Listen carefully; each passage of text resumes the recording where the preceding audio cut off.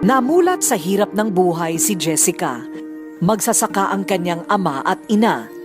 At sa murang edad nito, tila naitanim na rin sa kanyang isip ang pangarap na may ahon sa kahirapan ng pamilya.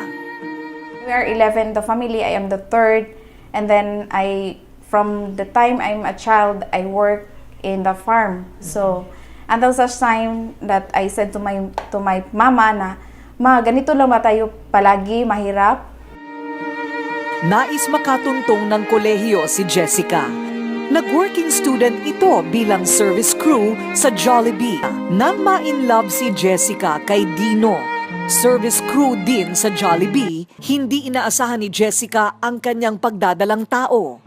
At sa sitwasyong ito, kapwa lalo pang sinubok ang kanilang buhay.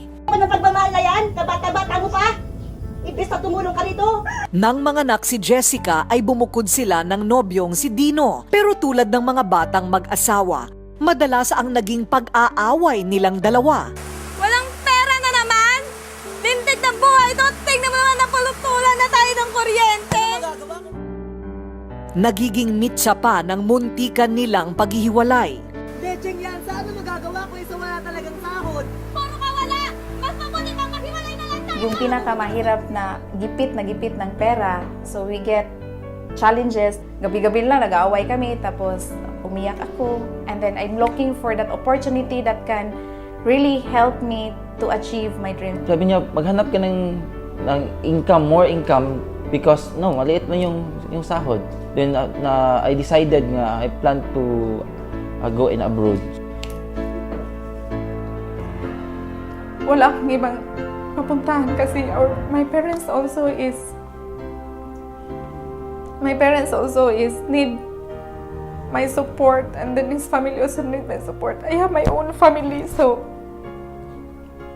wala akong ibang mapuntahan kundi I just pray to the Lord that He will give me that opportunity that I am looking for. Tila dininig naman ng langit ang dasal ni Jessica. Isang kaibigan ang naging instrumento para malaman niya ang tungkol sa IMG. Sabi nang nag-invite sa akin na just listen to the information. I know that this information can really help you, can change your life. Pakinggan mo lang, anyway, wala mang mawala sa iyo. So that's the turning point in myself, that I have to give chance to myself and then listen to that information. Tinutulan ni Dino ang pagsali niya rito. That's the reason why nga, by the time nga yung IMG time na abot, parang hindi na, sabi ko, the same lang yan sa iba, sa networking. Hanggang sa makumbinsi din ni Jessica na sumama sa kanya si Dino at sabay silang nagsimula rito. But I insisted to him that this is it I am looking for. I know that this company can really help us and our family.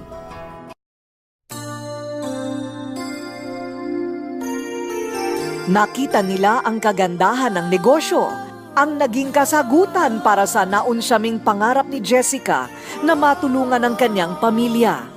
Ang IMG din ang naging instrumento para si Jessica at Dino ay makasal sa simbahan.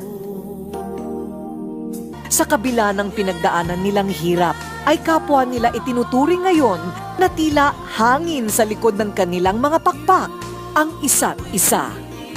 We go abroad together with my kids in Hong Kong, Singapore, Macau, in Taiwan, in Vietnam, in Bangkok, and also sa US.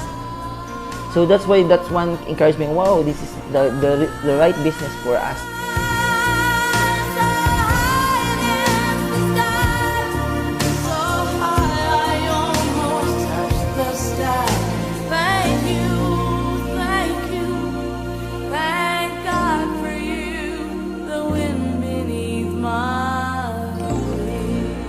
I'm Jessica Esther. I'm proud to be part of IMG.